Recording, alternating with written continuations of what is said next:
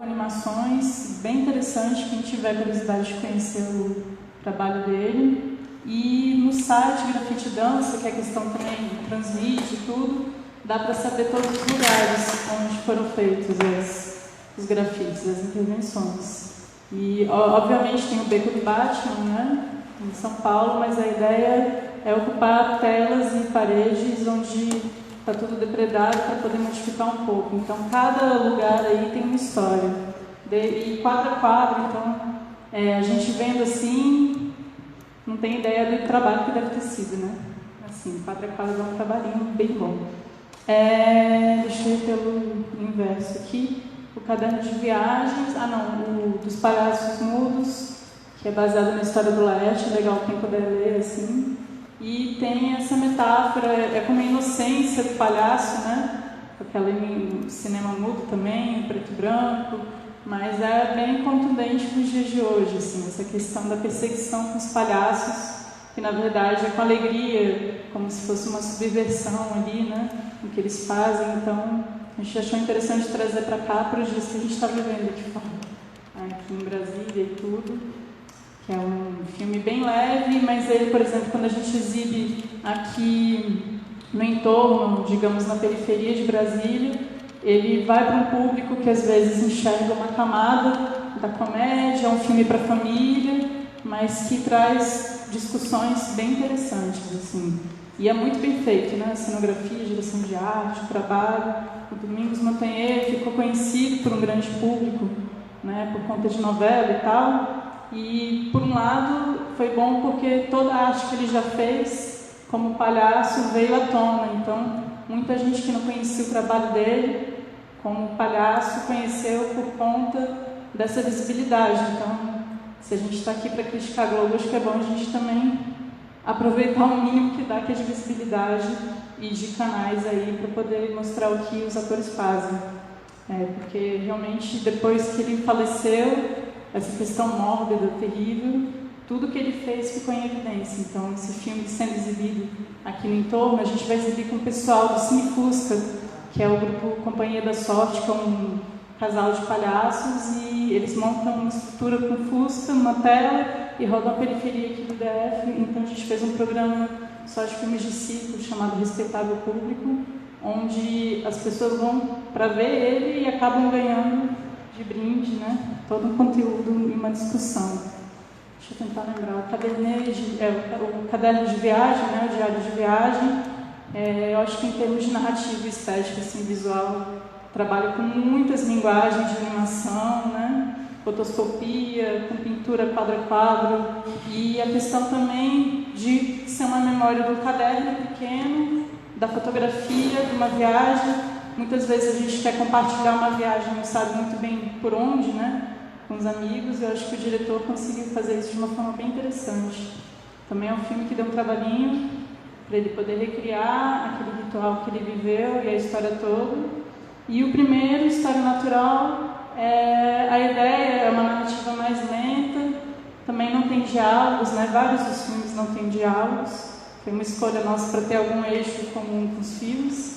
E é essa questão da cidade, né?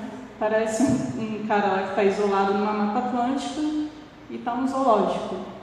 Ou seja, eu acho que isso daí já dá pano para manga, assim, de várias discussões de onde a gente vive e como lida com o lugar onde a gente está. Então, só para explicar um pouquinho algumas questões que a gente pensou quando estava montando esses filmes juntos, assim. Só colocar para debate também. Alguns filmes a gente sabe um pouco dos bastidores por conta dos realizadores que vieram para o festival e compartilhavam com a gente sobre o processo também de criação. Então, se alguém tiver alguma dúvida e puder compartilhar, eu estou aqui.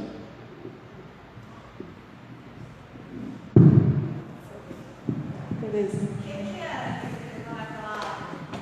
Aquilo, ele era para parecer um pouco, mas na verdade é para ficar como se fosse um bicho exótico, um ovo. Não existe, eles criaram. Que é essa ideia de que é isso, né? E dessa estranheza, assim, e tal.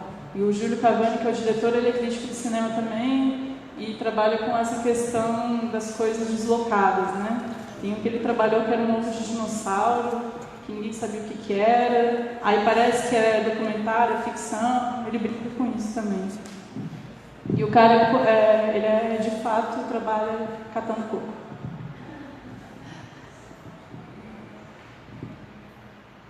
Alguém quer comentar alguma coisa? Eu acho que os filmes eles ilustraram tão bem o que a gente falou aqui hoje à tarde, toda essa nossa, que ficou assim, fechou, principalmente o grafite.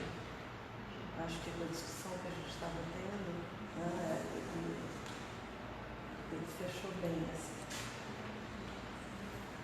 Aquela cobertura.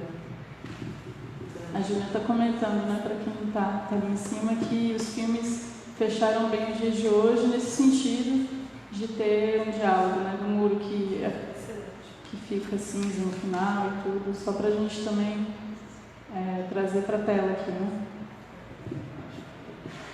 Nem preciso discutir de tão bem que casou com a discussão final. E, bem, se ninguém quiser comentar, conversar lá fora também. A gente está fazendo itinerância, montando esses programas, quem tiver interesse em exibir em algum espaço, a gente faz essa interface com os realizadores também para disponibilizar, para gerar debate e é isso.